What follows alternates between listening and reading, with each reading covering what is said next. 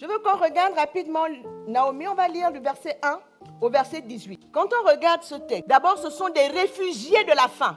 Ils ont fui leur pays parce que là-bas il y avait la famine. Et Elimelech a choisi de partir avec sa famille à Moab. Les Moabites n'étaient pas les amis d'Israël. Mais il va chercher refuge au pays de Moab. Là où ils pratiquaient l'idolâtrie, ils avaient plusieurs dieux. On présente Elimelech comme le mari de Naomi. Ça ne se fait pas dans l'Ancien Testament. On définissait les hommes, les femmes à partir de leur mari, mais pas les maris à partir de leurs femmes.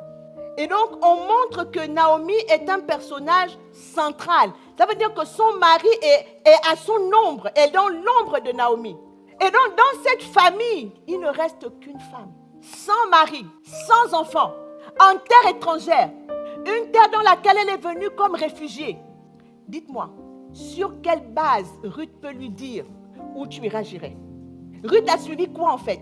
Dites-moi ce que Ruth a suivi. Aujourd'hui, on nous fait croire qu'on ne peut témoigner de Christ que quand on est dans l'abondance. Il faut venir dire, j'étais pauvre, je suis devenue riche. J'étais malade, j'ai été guérie. J'étais dans l'angoisse, il m'a délivré. Voilà une femme qui, au milieu de la misère la plus absolue, sa belle-fille décide de la suivre. Ces deux belles-filles ont décidé de la suivre. Bien aimé, on ne suit pas n'importe quelle belle-mère. Au milieu de ces épreuves, Naomi est restée fidèle à son Dieu en terre étrangère, au milieu des idoles. Elle est restée attachée à son Dieu. Et l'attachement qu'elle avait pour son Dieu a fait qu'elle a aimé ses belles-filles comme ses filles. Lisez, Naomi ne les appelle pas mes belles-filles. Naomi leur parle en disant mes filles. Et quand Naomi leur demande de partir, Naomi ne leur demande pas de partir. Elle leur dit, j'ai mal pour vous. J'ai mal parce que je ne veux pas que vous restiez des veuves comme moi. Vous avez encore l'âge de vous remarier. Je veux votre bien. Repartez pour vous remarier, pour avoir un avenir. Ne me suivez pas. Naomi se soucie de l'avenir de ses belles-filles. Et l'amour que Naomi a témoigné à ses belles-filles n'a pas commencé ce jour-là. Cet amour a commencé dès le premier jour où elles sont rentrées en relation avec Naomi. C'est pour ça que malgré le malheur, elles sont restées. Parce que la fidélité de Naomi à son Dieu dans le malheur a témoigné de la grandeur de son Dieu. La fidélité de Naomi à Dieu dans la souffrance a fait comprendre à ses belles-filles que le Dieu de Naomi était plus grand que les dieux de Moab. On peut témoigner de Dieu dans la douleur, dans la souffrance. Naomi, veuve, elle a perdu ses enfants dans un pays étranger, réfugiée. Elle est restée fidèle à son Dieu.